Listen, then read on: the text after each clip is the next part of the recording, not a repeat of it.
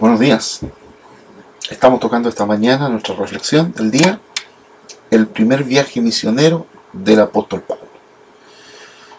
Y el capítulo 13, verso 2 dice: dijo el Espíritu Santo, apartarme a Bernabé y a Saulo para la obra a que los he llamado. Bernabé y Saulo, con Juan Marcos, salen comisionados como misioneros por los líderes de la iglesia en Antioquía. En cada uno de los lugares donde se detienen en el viaje, Lucas registra algo notable. En Chipre, lugar de origen de Bernabé, el procónsul creyó en el Evangelio. En Pergue, Juan Marcos los abandona y volvió a su casa. Al llegar a Antioquía de Pisidia, sabemos por su carta a los Gálatas que Pablo estaba padeciendo alguna enfermedad que lo debilitaba, quizás malaria, y esto le había dañado la visión. Sin embargo, fue allí donde él y Bernabé dieron el paso decisivo de pasar a evangelizar a los gentiles.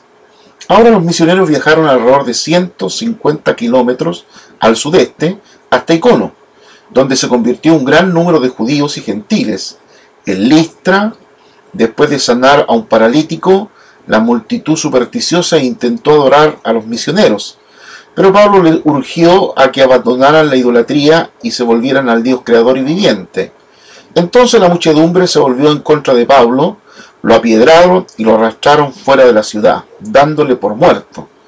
Pero él se reanimó y a la mañana siguiente, con el cuerpo todavía maltrecho, comenzó la difícil caminata de más de 80 kilómetros hasta Derbe, donde nuevamente hubo un gran número de convertidos.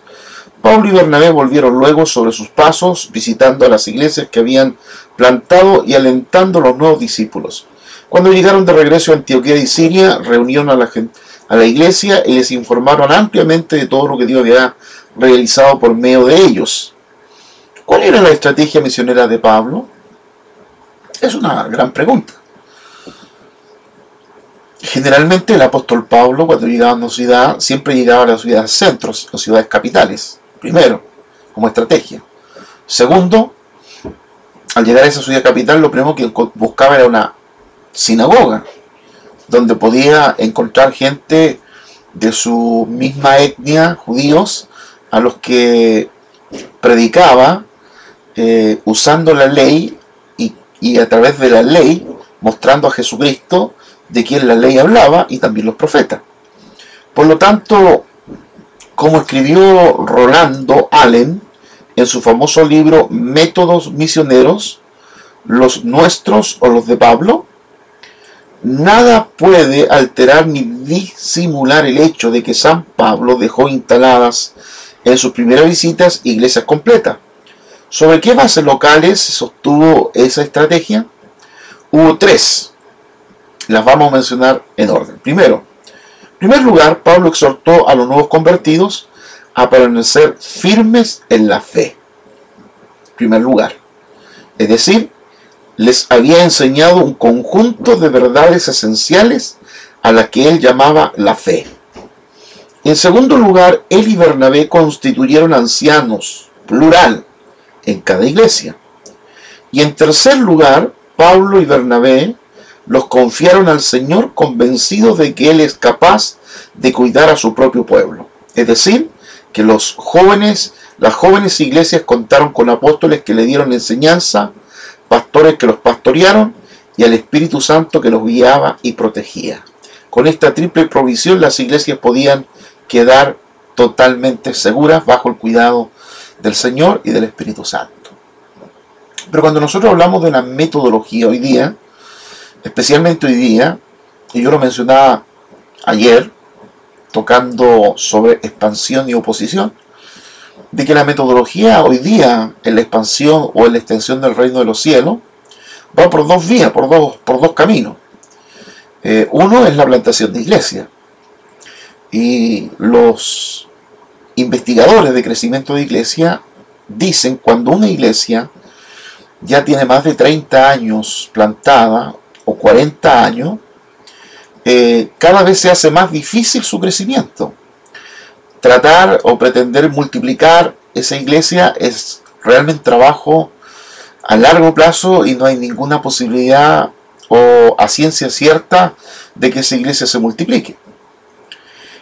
De tal manera que los esfuerzos e inversiones que se hacen se están haciendo sin tener certeza de que se va a producir el crecimiento.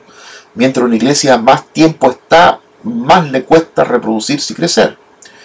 De tal manera que una iglesia ya establecida, que tiene de 20 a más años, la única manera, dicen algunos, de que crezca es que plante otra iglesia.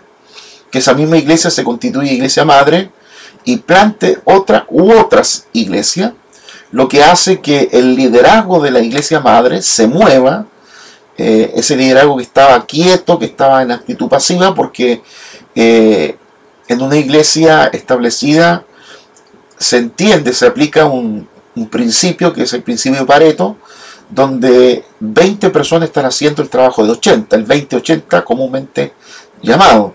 Entonces, en una iglesia establecida hay 20% que hacen el trabajo, pero hay un 80% que no hace nada. Y a veces en ese 80 hay gente que se opone al trabajo que están haciendo los 20. O sea, hay gente que se opone, que no hace nada, pero se opone a los que sí están trabajando. Entonces, ¿cómo podemos pasar de ese 80% de gente pasiva, del plano de lo pasivo a lo activo? Y una de las maneras es la plantación de iglesias.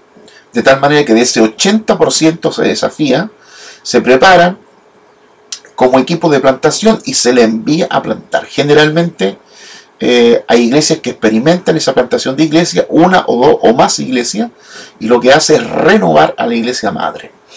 De tal manera que no es la iglesia madre la que se desarrolla como localmente, pero se desarrolla con otras iglesias plantadas. Esa es una manera. Y la otra manera, que ya está aprobada desde el año 70 adelante, es la plantación con grupos pequeños, o células, grupos casa, grupos hogares, o grupos hogareños, o grupos familiares. Reciben muchos nombres.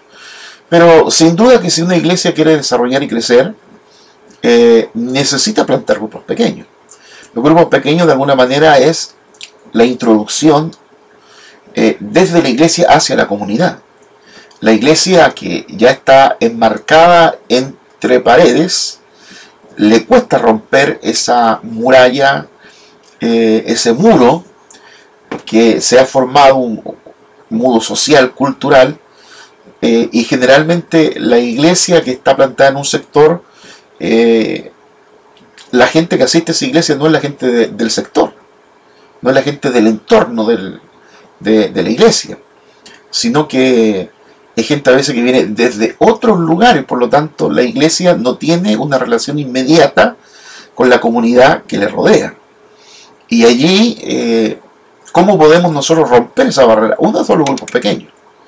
Otra es considerar la iglesia a puerta abierta.